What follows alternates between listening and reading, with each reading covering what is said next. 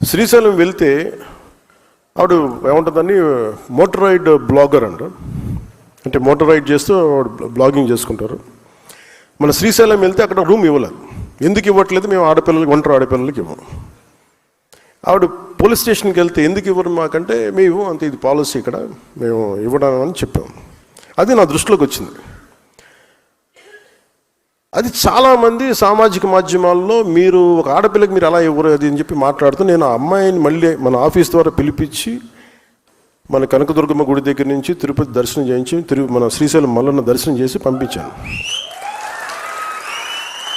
ఇది నా ఉద్దేశం ఏంటంటే ఇది మొదటి స్టెప్. మీకు ఇక్కడ అంటే మనం చూడాలని మన ఇంటికి అతిథి వచ్చినప్పుడు మనం గౌరవించాల్సిన పరిస్థితి. గౌరవించడం మన సంస్కారం. అందుకు మరి ఏంటి ఇబ్బంది ఉందంటే పాలసీ లోపాలు ఉన్నాయి. ఒంటరి ఆడపిల్ల వస్తే బయటికి వెళ్ళకూడదు.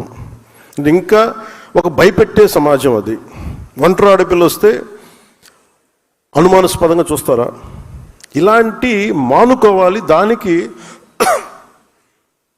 ఒక tourism policy, safety tourism policy అయితే రావాల్సింది అనేది నేను చాలా ఖరాఖండిగా చెప్పాను ఈ రోజున. దీంట్లో గౌరవ ముఖ్యమంత్రి గారు కూడా పదే పదే చెప్పేది సింగపూర్ తరహా అభివృద్ధి, సింగపూర్ తరహా అభివృద్ధి అని. మీరందరూ అర్థం చేసుకోవాల్సింది కూడా, సింగపూర్ తరహా అభివృద్ధి రావాలి అంటే సింగపూర్ తరహా పాలన చాలా చాలా అవసరం. Lee Kuan Yew, former prime minister, late prime minister, ఆయన సొంత మనుషులను కూడా ఒక స్పేర్ చేయలేదు, స్నేహితుని కూడా.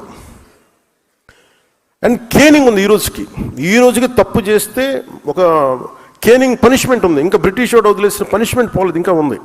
మనల్ని కొట్టమని నేను చెప్పట్లేదు, కానీ లా అండ్ ఆర్డర్ కనుక దెబ్బతింది అంటే మటుకు టూరిజం దెబ్బతినేస్తాయి రాష్ట్రంలో. ఒక మాజీ ముఖ్యమంత్రి ఒకళ్ళు వచ్చి మిమ్మల్ని చంపేస్తాం, లేదంటే మిమ్మల్ని కూర్చోబెట్టి ఒక్కొక్క పోలీస్ అఫీషియల్ని మేము మీకు ఏంటో చూపిస్తాం, లేదంటే కాంట్రాక్టర్స్ని బెదిరిస్తాం అంటే that will send a very wrong signal. అలాంటి వ్యాఖ్యలకి నా సమాధానం ఒకటే, పర్మనెంట్గా ఇలాంటి మాటలు రాకుండా ఉండాలంటే నాకు ఏం చేయాలో చాలా బాగా తెలుసు నాకు. అని మీరు ఇంక బెదిరించడాలు మానేసేయాలి.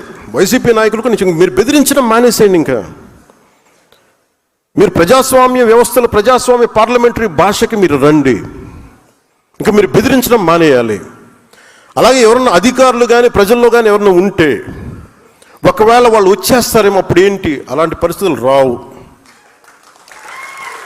ఎందుకు రావు కూడా చెప్తాం. దీనికి నేను లాజికల్ రీజనే చెప్తాను. మీరు ఎంత కొట్టుకున్నా కొట్లాడినా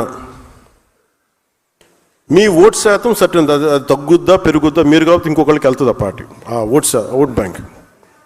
కానీ నేను ప్రత్యేకించి నా కంఠంలో ప్రాణం ఉన్నంత వరకు ఆంధ్రప్రదేశ్కి, తద్వారా భారతదేశాన్ని సమగ్రతకి భంగం వాటిల్లకుండా చూసుకునే బాధ్యత. దానికోసం ఎన్ని ఎత్తులైనా వేస్తాం. అవసరం అయితే అంటే అందుకనే చెప్తున్నా, మీరు ఆ భాషను వదిలేయండి. మీరు గొప్పగా మీరు మీరు వెళ్ళండి, నాకే ఇబ్బంది లేదు. కానీ మీరు రౌడీలను వెనకేసుకొస్తాం, గంజా చేసే వాళ్ళని మేము వెనకేసుకొస్తాం. తెనాల్లో గంజా రౌడీలను పోలీసులు పెడితే వీళ్ళు వాళ్ళకి మద్దతుగా పోలీసులకి వెళ్ళారు, వీళ్ళు మన జ్యుడిషియరీకి వెళ్ళారు, న్యాయ వ్యవస్థకి. న్యాయ వ్యవస్థని ఈ రోజున ఏదైనా చేద్దామంటే పోలీసులు ఇబ్బంది పడతాం సార్, చేస్తే మళ్ళీ పోలీసు మనకి కేసులు పెడతారేమోనని, జ్యుడిషియరీ కేసులు అవుతాయేమని, జ్యుడిషియరీ మేము సమాధానం చెప్పాల్సి వస్తుందని. మళ్ళీ లా అండ్ ఆర్డర్ మరి ఎలా హ్యాండిల్ చేస్తాం? మరి ఒకవైపు ఏమో జ్యుడిషియరీలో ఢిల్లీ హైకోర్టు అయితే, నాకు రిమెంబర్, నాకు సరిగా ఎగ్జాక్ట్ డేట్ గుర్తులేదు, కానీ ఒక ఢిల్లీ హైకోర్టు జడ్జి ఒక ఆయన మాట్లాడింది, ఒక రేప్ జరిగితే అంగచ్ఛేదం చేయండి వాడు చేసిన వాడికి, అంత కోపం వచ్చేసింది ఆయనకి. మరి దెబ్బ కూడా కొట్టకూడదు క్రిమినల్ అంటే మరి ఏం చేయాలి?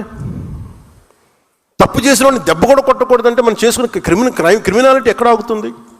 నేరాలు ఎక్కడ ఆగుతాయి? ఒక 10 మంది కూర్చొని, ఒక ఫ్యామిలీ ఒక హోటల్కి వెళ్దామో లేదంటే ఒక బీచ్కి వెళ్దామంటే 10 మంది కూర్చొని రౌడీలు ఏడిపిస్తామంటే వాళ్ళు ఎక్కడికి పారిపోతారు? క్రిమినల్స్ వస్తే, పోలీసులు నిలబడకపోతే.